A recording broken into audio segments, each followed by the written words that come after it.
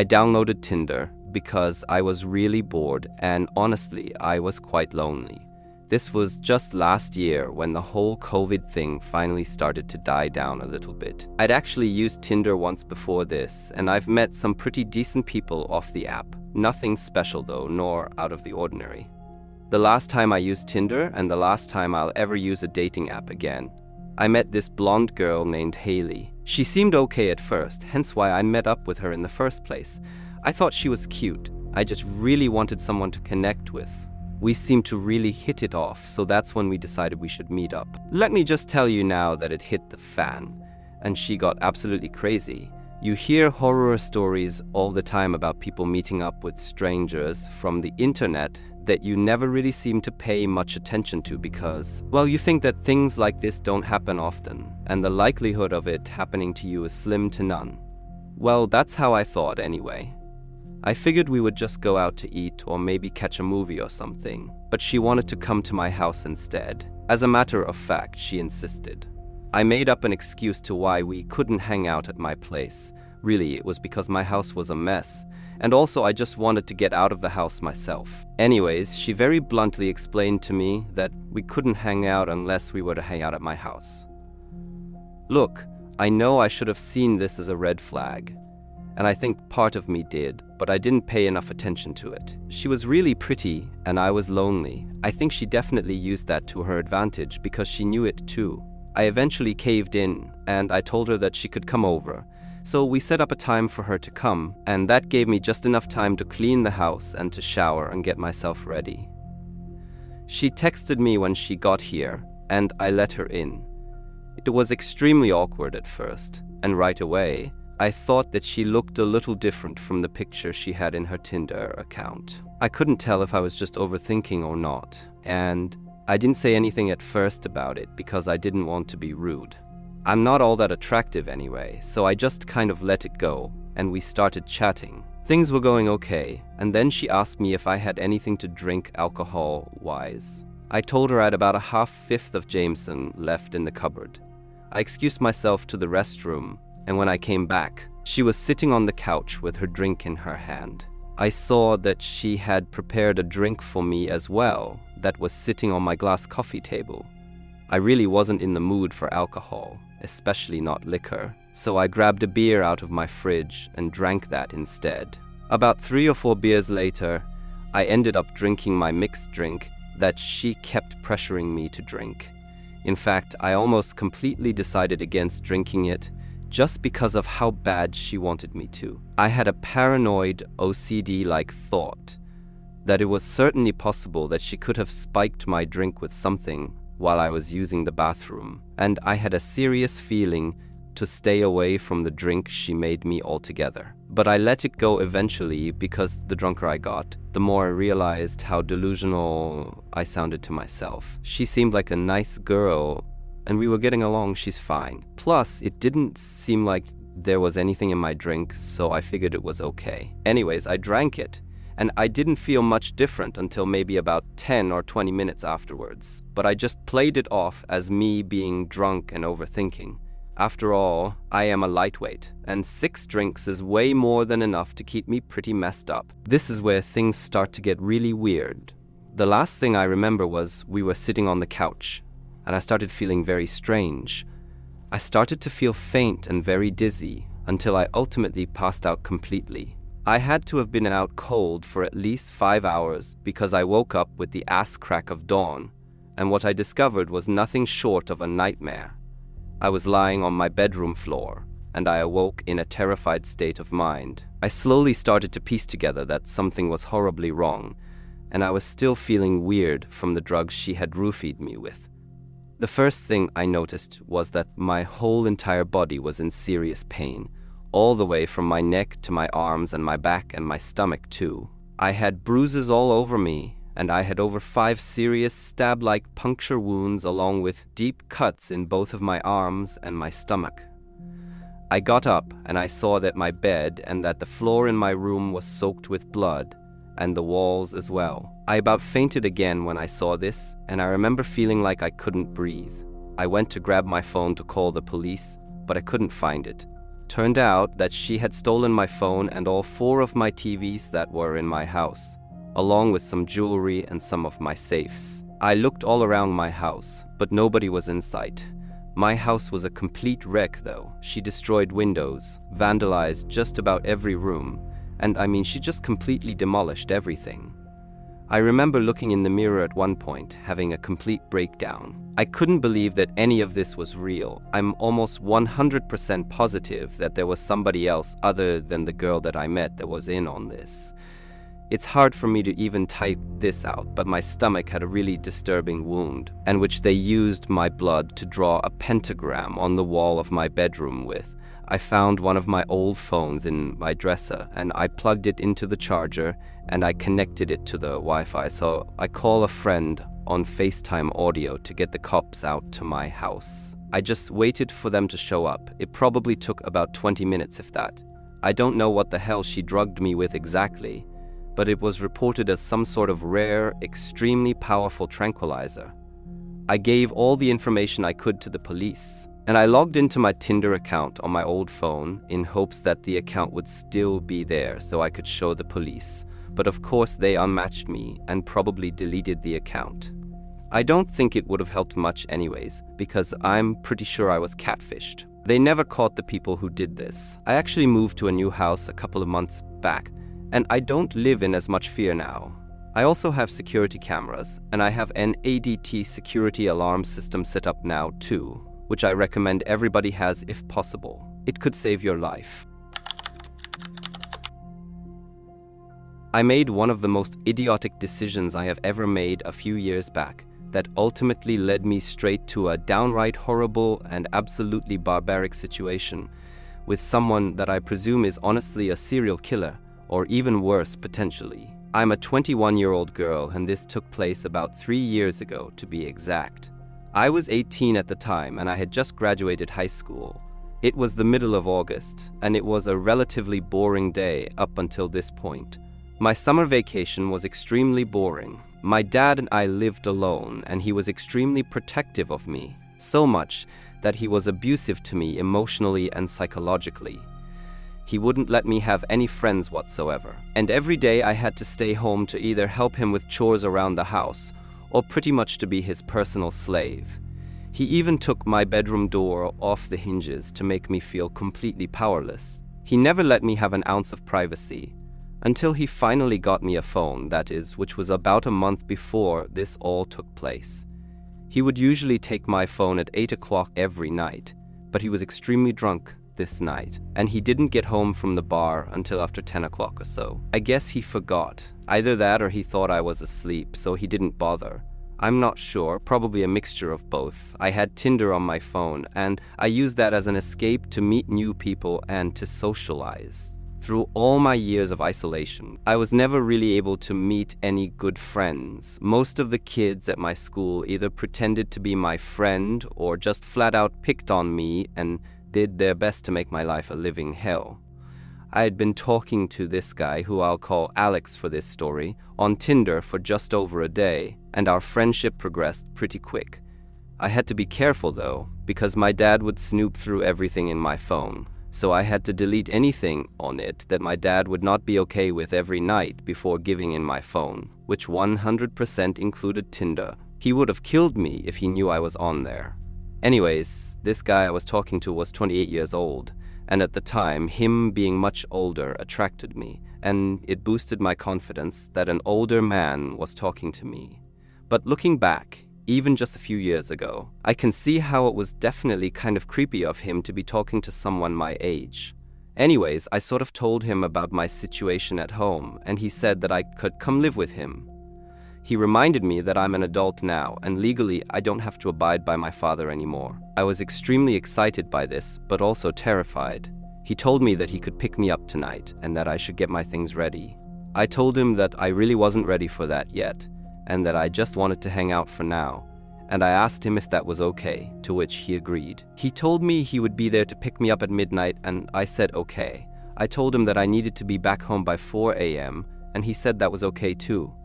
I also told him not to drive down my driveway, and to just park on the side of the road, and to text me when he's here and that I'll just come out. My dad's house had kind of a long driveway, and I was scared that my dad would somehow hear him pulling up and wake up, so I figured him parking further away would be much safer for us. He then told me that he preferred to talk over text, and so he asked me for my number. I gave it to him, but I told him that on any other normal night, unless prompted otherwise, to not text me after 8 o'clock. He already knew about my dad, so he agreed. Sure enough, Alex showed up like 5 minutes past 12 o'clock, and he texted me to let me know he was outside, like I asked him to. I texted him back and said that I'll be out in just a few minutes. I snuck out of my window and I started making my way down the driveway, and I didn't see any sign of Alex. Like I said before, my dad has a decently long-sized driveway, and each side has a bunch of trees that outline the entirety of the driveway all the way down to the end of the road by the mailbox. I thought it was weird because I figured I would see a light coming from his car or something. But I think I just figured he had his car turned off to be more low-key and less suspicious since he knew about my dad. As I was walking down the driveway, I was probably about halfway to the road, and I started to hear some whispering. Sat there for a moment just observing, and then I heard a man burst out in laughter and quiet down really quickly again, and then the whispering continued. I started walking again ever so softly, and I made it within probably 20 feet of who I thought to be was Alex. I could finally start to hear what was being said. I came to the conclusion that he was on the phone because was having a conversation, but nobody was speaking back from what I could hear. Now, I can admit I was eavesdropping, and this isn't something I would normally do, but given the circumstances of the situation, I'm pretty sure you'd understand why I had my guard up so high. I'm extremely glad I did because I would probably be dead right now if I hadn't. And that's when I heard the most sickening and disturbing thing I've ever heard in my entire life. He began bragging to whoever he was on the phone about how he was waiting for me and how he was going to rape the shit out of me. I quote, "Keep me alive for as long as possible." I ran back in the direction I came from towards the house, and I took a sharp right into the woods, and I hid in this spot that I knew about. I figured I would be safe for now. About 5 minutes had passed, and not a single noise came about, and I got a text. It was from Alex. "Where are you?" he asked. Obviously, I ignored it, and then I turned my ringer off. He then began blowing my phone up with messages and calls until I finally picked up after probably the 5th time of him calling me.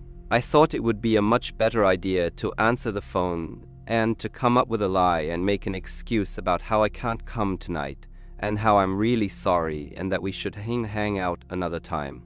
He didn't buy it though. I think he knew I was on to him. He started getting extremely angry with me and tried to make me feel bad by telling me I wasted his time. And that's when his true colors came out. He started cussing me out and telling me about how horrible I am and how no guy will ever love me and that sort of thing. Then he said something that truly frightened me to my core. "I know where you live, just remember that. I hope you sleep tight, honey. I'll see you soon." Then he hung up. Almost right after that, I heard a car turn on and speed off, and that was thankfully the last time I heard from him. I really wanted to keep the peace because he knew where I lived, and I was just hoping he would stay away after this. I lied awake all night in bed wondering if he was going to come back or not, and I was terrified he was going to kill me. I blocked him on Tinder and from my phone number as well, and I called my grandmother the very next morning while my dad was at work, and I told her what happened. I completely confided in her about my dad and told her about how horrible he had been to me my whole life. She came and picked me up, and we didn't tell my dad anything at all about what happened. My grandma always knew my dad was horrible, but she never knew truly just how bad he was to me at home. I was too scared to tell anyone about it for the longest of time, but it was truly the best decision I've ever made. I've since been much happier, and I'm working on getting my own place with my girlfriend. Life has been moving along, and I've been healing and getting better each day. I tried to contact the police, but they told me they couldn't do anything without any proof, so I knew I was screwed. It's more than likely that Alex is still out there hurting others, if that's even his real name. When I was in college, I pondered the idea of trying out some dating apps like Bumble and Tinder for no reason other than to meet new people and to cure some of my own boredom. I matched with someone I recognized from high school named Claire. We spoke very little about anything, really. We only briefly talked about how it was a coincidence that we never spoke before. We had the same group of friends in high school, and our school is relatively small, so I suppose it was kind of weird that we barely knew each other. The conversation very quickly turned into her asking me if I wanted to hang out that night. I was stoked, so of course I said yes, all while trying not to sound overly excited about it. You know, I kind of thought that it was weird that she wanted to hang out so quickly, especially at night, but I hardly questioned it, and I didn't want to ruin my chances. She asked me to come over and told me I could come by any time after 11 o'clock. She told me that she would be alone and I should try to bring weed if I could. I didn't smoke, but I knew friends that did, so I showed up with $10 worth of some pretty shitty-looking weed, hoping that would be good enough. Looking back, I should have been more wary, and I at least should have told someone I was close with where I was going, because little did I know, I was in for an extremely messed up situation. But my 20-year-old, curious, virgin brain ran rampant with the endless possibilities of me having a lucky night. I think I kind of liked the idea of not knowing what was going to happen. On my way there, I was excited, and I turned on some music, and I was singing in my car practically the whole way there. As I started to get closer, probably only 2 minutes away, I started to get a weird feeling, as I didn't really recognize the area, and that's when my anxiety kicked in a little bit. When I pulled into the neighborhood, I saw that it was a very rundown area, and I started to question if I was in the wrong location.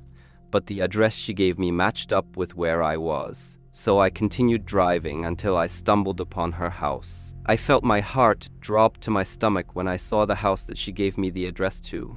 I'm telling you right now, I knew deep down for a fact that something wasn't right. There was something so off about the house and the area I was in general. The house was extremely dark, and the only light coming from it was an inside light that was upstairs. I rolled down my foggy tinted windows so I could get a better view, and I told myself there was no way I was going to walk up to the house. It literally looked abandoned. I started to drive away, and less than a minute later, I received a notification on Tinder from Claire that asked where I was going and to come back. I told her I thought I had the wrong house, and she told me I was wrong about my presumption and told me to come back once again. I seriously didn't want to, and I had a horrible feeling about it, but I also wanted it to not be a setup so bad that I foolishly went back. I asked her if she would come outside when I got there, and she called me a wimp and told me that she was just finishing up getting ready and that the door was unlocked and that I could just let myself in. Still, to this day, I'm embarrassed by how stupid it was of me to actually follow through with what she said, but I did. I parked the car on the side of the road and I began walking up to the porch. I knocked on the door to let myself be known, and I opened it. I walked in slowly, and right away, I could tell that the house was disgusting. It was extremely dark, but from what I could see, it was a mess and really vile looking. I heard some music coming from upstairs, and I saw a light up there as well, so I followed it. "Hello, Claire, I'm here," I said. The closer I got, the more I could make out the music. It was some sort of death metal or black metal music playing, which really freaked me out, honestly, even more. It just added to the creepy and eerie vibe of everything. I finally made it up the stairs, and I saw there were only 2 rooms, one of which was the bathroom that had the light off, and I looked in there, and there was nobody. My eyes then pointed in the direction of the other door, where the music was coming from, but it didn't really look like the bedroom had a light on or anything inside. That's when my anxiety turned to fear. I really began questioning my choices of how I wound up in this situation. Then, the music stopped. I heard a bunch of footsteps walking around on the hardwood tile before me in the room, and people were talking. Then, I heard a loud scream come from the bedroom that jump-scared me so bad I almost fell down the stairs. Finally, my senses hit me, and I realized it was time to leave and how dangerous of a situation I was in. I turned around to run down the stairs, and that's when I saw some guy dressed in black that had gothic makeup on and long, dark hair. Almost simultaneously, the door behind me upstairs also opened. "Ethan, hey, it's Claire. I'm glad you could make it," she said. I turned around, and I saw that it definitely wasn't Claire from school, and that I was 100% being catfished. The guy downstairs started walking quickly up the stairs in my direction. "Okay, guys, this isn't funny anymore. Please just leave me alone," I said, and they both started laughing and started calling me names. I knew my only option was to fight or to run, so I thought running would be the first best option. I ran into the bathroom, and I managed to shut and lock the door before they could get to me. They both started banging on the door and twisting the doorknob profusely, extremely hard, and told me to let them in. I looked all around for something I could use to act as a weapon, and the next best thing I could find was a toothbrush. I knew that wasn't going to help much, but I figured it was better than nothing. I could stab them in the neck or the eye with it if I really had to, and it came down to it. I started panicking even more when I fully realized the severity of the situation I was in. I opened the shower curtain, and I saw there was a window that looked pretty small, but I had to try my luck. It was pretty much my only option at this point. I opened the window, and I managed to fit through it, and just as I landed on the roof, I almost slipped and fell through the ground. Luckily, I didn't though, and I caught myself. I made my way around the house while still on the roof, as I was looking for the safest way down, and I managed to find a trampoline in the backyard that I could jump on to get the hell out of there. I ran like hell all the way to my car, and there wasn't a sign of either of them. They didn't chase me down or anything. I drove away and I called the cops and gave them all the information I had to give. I told them I was driving home, and I gave them the address of the place. The police later stopped by my house that night to tell me what they discovered, and so I could make a better statement. Apparently, the people who were setting me up were a group of people in some sort of black metal band that killed innocent people by luring them off of dating apps like Tinder by using a pretty girl as a catfish. In the house, which was abandoned, by the way, the police discovered 2 dead bodies of 2 girls that were my age and tons of blood. I think the police actually caught 2 of the murder suspects, but are still looking for the rest of them. Apparently, the group called themselves Holy Eternity or something like that. People are really messed up, and I was almost murdered that night. I've never touched a dating app since, and I don't think I ever will. I met Sarah during our first year of college. We were both in this weird phase of life, trying to figure out who we were, what we wanted, and how to be okay with ourselves. She was a little chubby, and I was a skinny guy who couldn't gain weight no matter how much I ate. We bonded over our insecurities. We'd stay up late talking about how we hated the way we looked, how we wanted change, and how we felt like everyone else had it figured out except us. It was comforting, you know, to have someone who understood exactly how you felt. We started hanging out more, and before I knew it, we were dating. It wasn't some grand love story. It was quiet, steady, and real. We supported each other. She'd encourage me to eat more, and I'd tell her how beautiful she was, even when she didn't believe it. It felt like we were a team, like we were in this together. A few months into our relationship, we decided to join a gym. Neither of us had ever been into fitness, but we wanted to make a change. That's where we met Eric. He was this big, muscular guy in his early 30s, with this confident energy that made you feel like he knew exactly what he was doing. He was our coach, and he was great at his job. He pushed us, but in a way that felt encouraging, not intimidating. Sarah and I started going to gym together, usually in the evenings after class.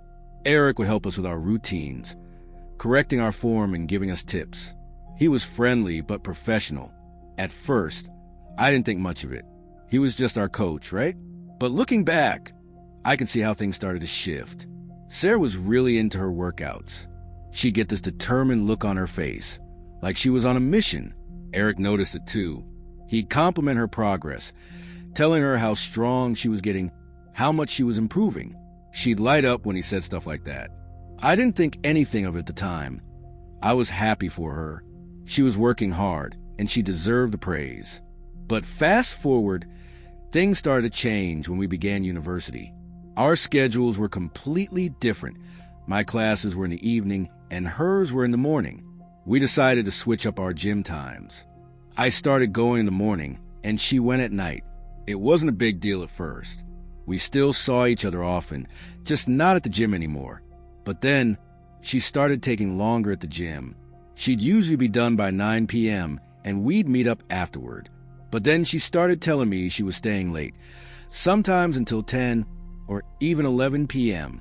I didn't think much of it at first. Maybe she was just really focused on her workouts. But then she started ignoring my messages. I'd text her, and she wouldn't reply until the next morning. It was strange, but I didn't want to jump to conclusions. There were other little things too. She'd talk about Eric more often, mentioning how helpful he was, how much he taught her.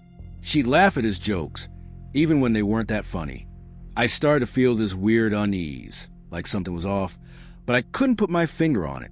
One night, I decided to wait for her outside the gym. It was already past 9 p.m., and the gym was supposed to be closed. I saw her car still parked in the lot, but she wasn't answering my calls. I waited for what felt like forever, my heart pounding in my chest. The parking lot was eerily quiet, and the flickering streetlights cast long shadows on the ground. Then, I heard the sound of the gym door opening. I froze. My heart was racing as I stepped back into the shadows, trying to stay out of sight. And then I saw them, Sarah and Eric. They were walking out together, laughing like they were sharing some private joke. Eric's arm was around her shoulders, and she was leaning into him, like it was the most natural thing in the world. I felt like I'd been punched in the gut. My hands were shaking, and I couldn't move. I just stood there, watching them. Eric said something, and Sarah laughed again, this soft, flirty laugh I'd never heard her use with me. They stopped by her car, and for a second, I thought they were going to say goodbye, but then Eric pulled her closer, and they kissed. It wasn't a quick peck. It was a real, lingering kiss, like they'd done it 100 times before. I felt sick, my vision blurred, and I had to grab onto my car to steady myself. My mind was racing, but I couldn't think straight. I wanted to scream, to run over there and confront them, but I couldn't. I was frozen, like my body wouldn't listen to me. They finally pulled apart, and Sarah got into her car. Eric watched her drive away, and then he turned and walked back into gym. I don't know how long I stood there, just staring at the empty parking lot. My hands were clenched into fists, and I could feel my nails digging into my palms. The air felt heavy, like it was pressing down on me. I didn't confront her that night. I didn't know what to say.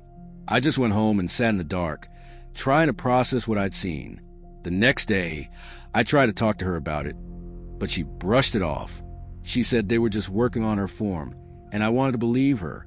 But deep down, I knew something was off. A few weeks later, I found out the truth. The gym posted on their Facebook page that Eric had been fired for sneaking into the bathrooms with a girl after closing hours.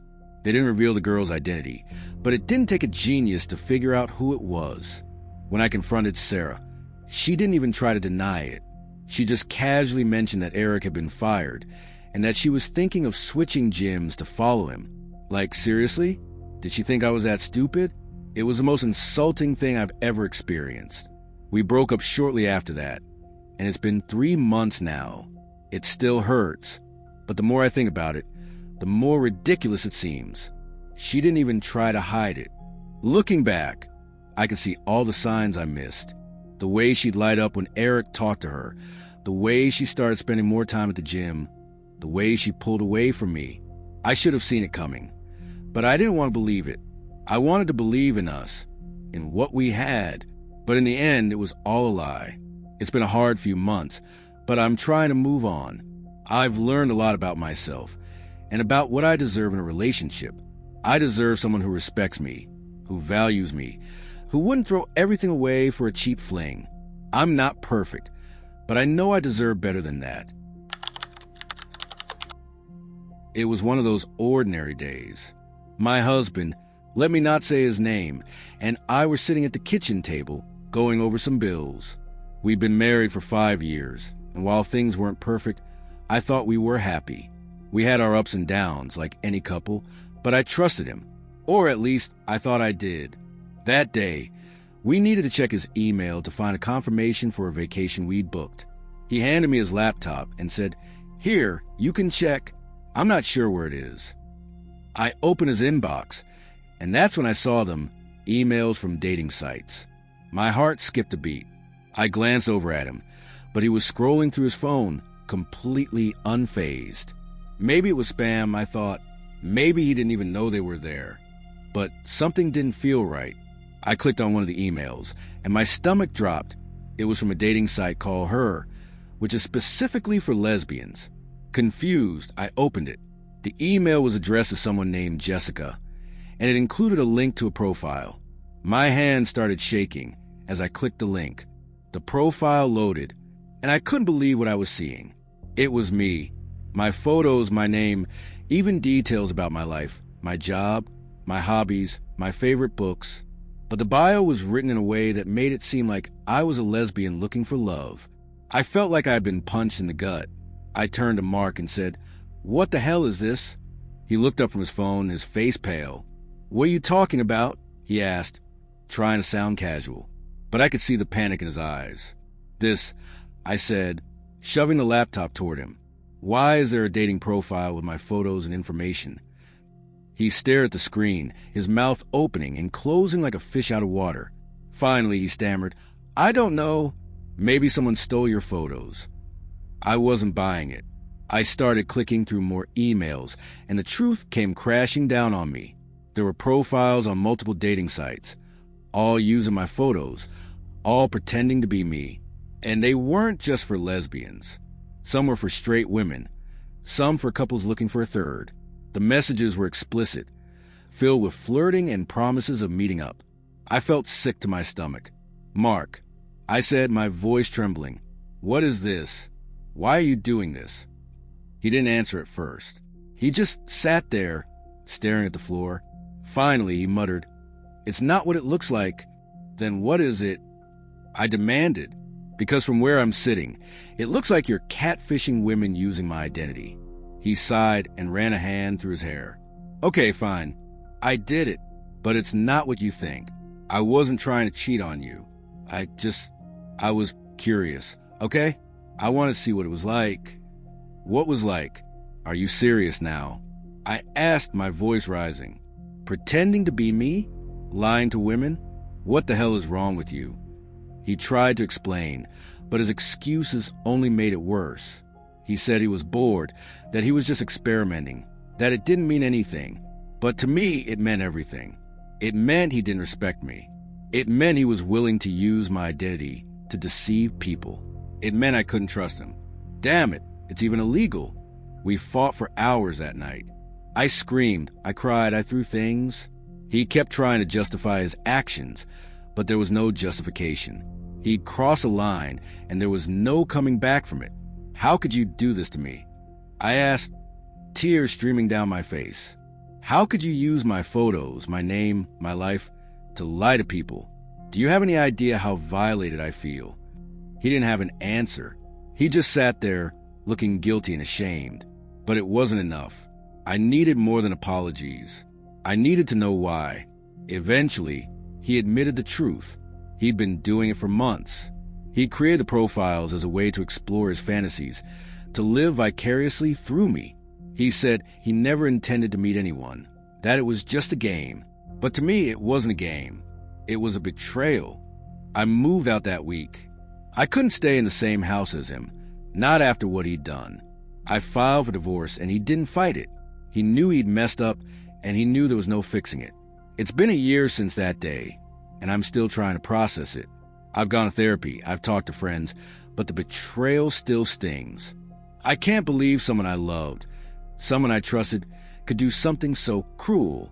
The worst part is knowing that my photos and information are still out there on those dating sites. I've tried to report the profiles, but it's like playing whack-a-mole. As soon as one gets taken down, another pops up. It's a constant reminder of what he did, of how he violated my trust. But I'm trying to move on. I've learned a lot about myself in the past year. I've learned that I'm stronger than I thought, that I deserve better than someone who would use me like that. And while I'm still healing, I know I'll get through this, one day at a time. Looking back, I can see the signs I missed. The way he'd spend hours on his computer. The way he'd get defensive when I asked what he was doing. I should have known something was off, but I didn't want to believe it. I didn't want to believe that the man I loved could do something so horrible. But I've learned that sometimes people aren't who you think they are. Sometimes the person you trust the most is the one who hurts you the worst. And while it's hard to accept, it's a lesson I'll carry with me for the rest of my life. It all started with my boyfriend Jake. He told me he had to go to Italy. His dad had passed away suddenly, and he needed to be there for the funeral. We'd only been dating for 3 months, but I cared about him deeply, so I wanted to be supportive. I hugged him tightly before he left and told him to call me if he needed anything. He assured me he'd miss me and promised to text as soon as he landed. I believed him. Why wouldn't I? He seemed so genuine, so heartbroken. I had no reason to think he was lying. After Jake left, I called my cell provider to add an international texting and calling plan to Italy. I wanted to make sure we could stay in touch while he was gone.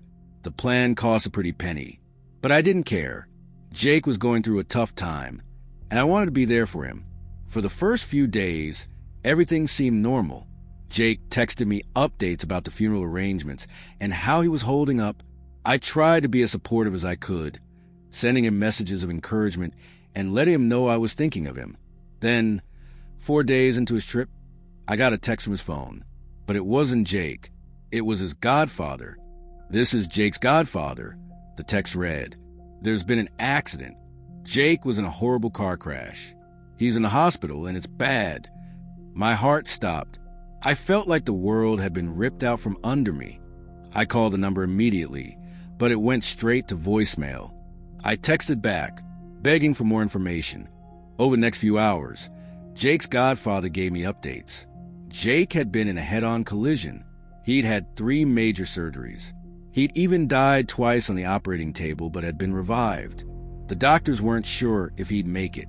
I was devastated. I couldn't eat, couldn't sleep.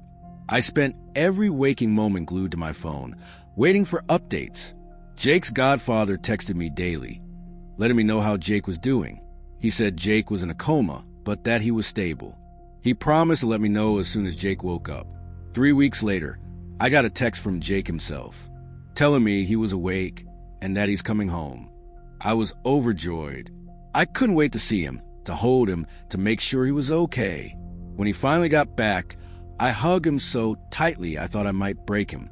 He looked a little thinner, a little paler, but he was alive. That was all that mattered. But one night, Jake was changing his shirt, and I noticed something strange. He didn't have any scars. No stitches, no marks, nothing. I frowned. He literally told me he had 3 surgeries. This is nonsense. Where are your scars? I asked him. He hesitated for a moment, then confidently said, "Italy just has really great plastic surgeons," he said. "They're amazing at what they do." It seemed like a plausible explanation, but something about it didn't sit right with me. Still, I didn't want to push it. Jake had been through so much, and I didn't want to make him feel worse. 2 weeks later, I got a call from my cell provider. They said I had an outstanding bill for $900. I was shocked. "There must be a mistake," I said. "I added an international plan for Italy. This can't be right." The representative explained that I'd been texting and calling someone in Panama, not Italy. Panama was outside the plan, which was why the charges were so high. But Panama? I don't know anyone in Panama. Then the representative read me the number, and my blood ran cold. It was Jake's freaking number. I confronted Jake that night.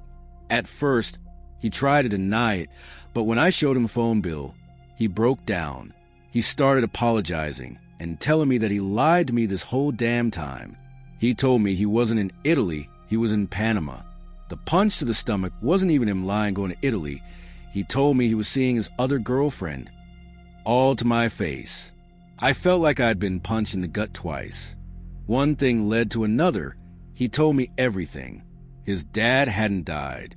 There'd been no car crash, no surgeries, no coma. He'd made it all up. He'd been in Panama the whole time, partying with his other girlfriend. The texts from his godfather, they were from him, using a second phone.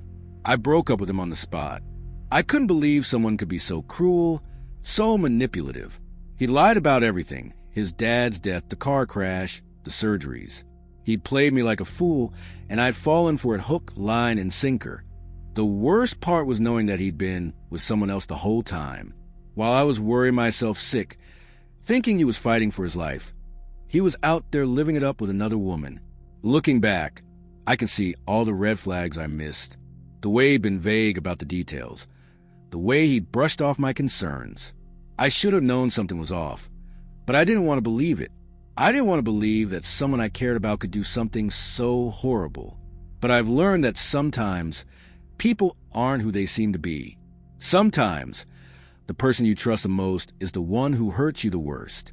And while it's hard to accept, it's a lesson I'll carry with me for the rest of my life.